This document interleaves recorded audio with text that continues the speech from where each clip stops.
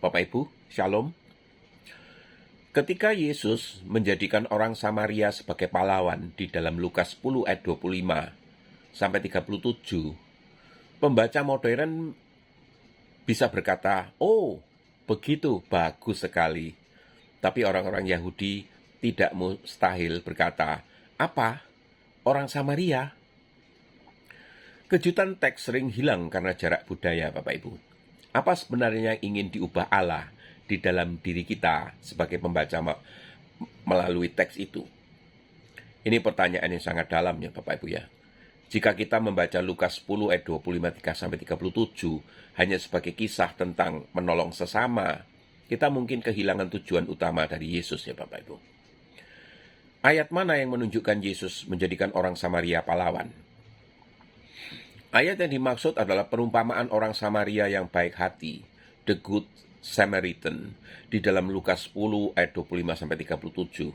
Puncaknya terdapat di dalam Lukas 10 ayat 33, Bapak Ibu. Lalu datang seorang Samaria yang sedang di dalam perjalanan ke tempat itu, dan ketika ia melihat orang itu, tergelaklah hatinya oleh belas kasihan. Kemudian orang Samaria itu, pertama, membalut luka korban. Ini di ayat 34. Kedua, menuangkan minyak dan anggur pada lukanya. Ini di ayat 34 juga. Ketiga, menaikkan korban ke atas keledainya. Ayat itu juga, ayat 34. Kemudian, membawanya ke penginapan dan merawatnya. Di ayat yang sama, yaitu ayat 34. Kemudian di ayat 35, membayar biaya perawatannya, kemudian menanggung biaya tambahan jika diperlukan. Di ayat 35 juga. Lalu Yesus bertanya, "Siapakah di antara ketiga orang itu menurut pendapatmu adalah sesama manusia dari orang yang jatuh ke tangan penyamun itu?" Lukas 10 ayat 36. Perhatikan kata-kata dari teksnya Bapak Ibu ya. Ahli Taurat menjawab, "Orang yang telah menunjukkan belas kasihan kepadanya," di Lukas 10 ayat 37. Kemudian Yesus berkata, "Pergilah dan perbuatlah demikian." Lukas 10 ayat 37. Mengapa ini mengejutkan Bapak Ibu? Bagi pembaca modern, orang Samaria mungkin terdengar biasa saja. Namun bagi orang Yahudi abad pertama Bapak Ibu, orang Samaria dipandang sebagai kelompok yang bermasalah secara agama dan sosial. Hubungan Yahudi Samaria penuh ketegangan dan permusuhan, Bapak Ibu. Bahkan Yohanes mencatat, sebab orang Yahudi tidak bergaul dengan orang Samaria, di Yohanes 4 ayat 8. Di dalam perumpamaan itu, Yesus sengaja membuat imam gagal menolong, orang Lewi gagal menolong orang Samaria menjadi teladan kasih, Bapak Ibu. Pendengar Yahudi kemungkinan mengharapkan tokoh yang ketiga adalah orang Israel biasa, orang Israel yang baik. Namun Yesus justru memilih seorang Samaria sebagai teladan. Itulah kejutan yang sangat kuat di dalam perumpamaan tersebut. Inilah kejutan yang lebih dalam Bapak Ibu ya.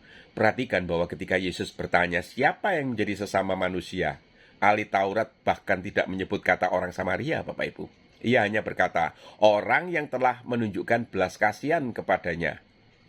Seolah-olah ia enggan menyebut identitas etnis tokoh itu. Gitu loh. Dengan demikian, Yesus sedang mengajar bahwa ukuran sesama itu bukanlah suku, agama, kelompok, atau identitas. Melainkan belas kasihan yang diwujudkan di dalam tindakan kasih, Bapak Ibu. Itulah sebabnya orang Samaria di dalam Lukas 10 ayat 25-37 menjadi pahlawan. Perumpamaan tersebut sementara tokoh-tokoh yang secara religius lebih terhormat justru gagal menjalankan inti hukum Allah, yaitu mengasihi sesama manusia. Di balik kisah ini sebenarnya Allah sedang berusaha untuk menghancurkan dan membangun sesuatu di dalam diri setiap pembaca kisah ini, Bapak Ibu. Apa yang ingin dihancurkan Allah? Allah ingin menghancurkan batas-batas kasih yang kita buat sendiri. Ini. Ahli Taurat memulai percakapan dengan bertanya, siapakah sesamaku manusia? di Lukas 10 ayat 29. Perhatikan arah pertanyaannya. Ia tidak bertanya bagaimana aku dapat mengasihi.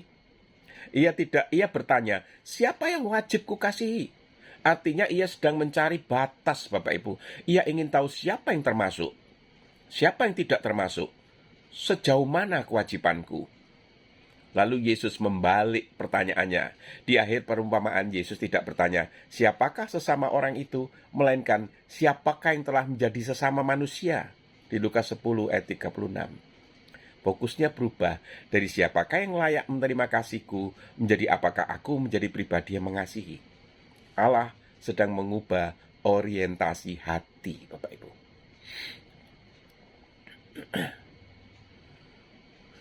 Apalagi yang ingin diubahkan Allah? Allah ingin menghancurkan kesombongan rohani ini. Dalam cerita ini ada imam, ada orang Lewi, ada orang Samaria.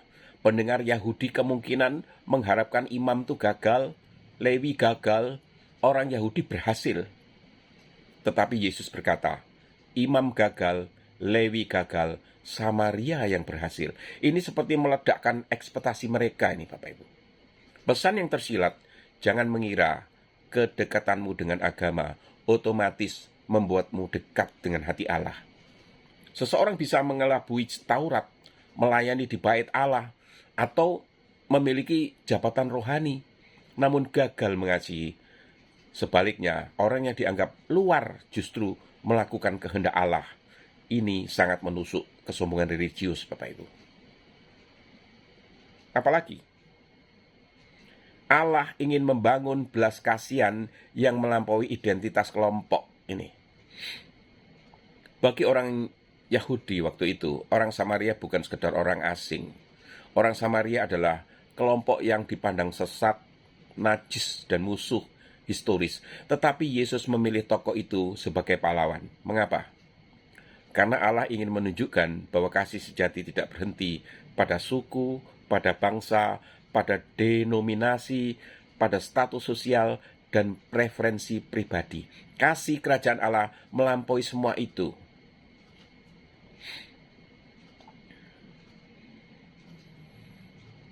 Dan satu yang terakhir, Bapak Ibu. Allah ingin membuat kita melihat diri kita sebagai korban di jalan itu. Mengapa? Ada lapisan yang lebih dalam lagi. Banyak penafsir gereja mula-mula melihat bahwa sebenarnya kita adalah orang yang tergeletak di jalan itu, Bapak Ibu. Kita terluka oleh dosa, tidak mampu menyelamatkan diri, ditinggalkan setengah mati. Lalu datanglah Kristus. Seperti orang Samaria itu, ia menghampiri kita, membalut luka kita, mengangkat kita, merawat kita, dan membayar harga untuk pemulihan kita. Dengan kata lain, sebelum kita diperintahkan menjadi orang Samaria yang baik, kita harus menyadari bahwa kita terlebih dahulu adalah orang yang ditolong. Kasih yang kita berikan berasal dari kasih yang telah kita terima, Bapak Ibu.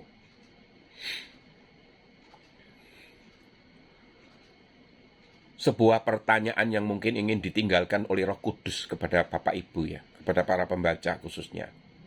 Bukan apakah saya menyukai cerita ini, melainkan siapa orang Samaria di dalam hidup saya yang paling saya kasihi.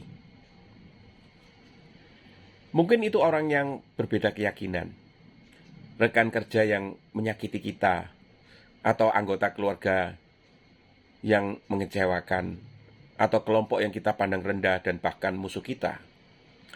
Disitulah kejutan perumpamaan ini menjadi hidup kembali, Bapak Ibu, karena setiap generasi memiliki orang Samarianya sendiri.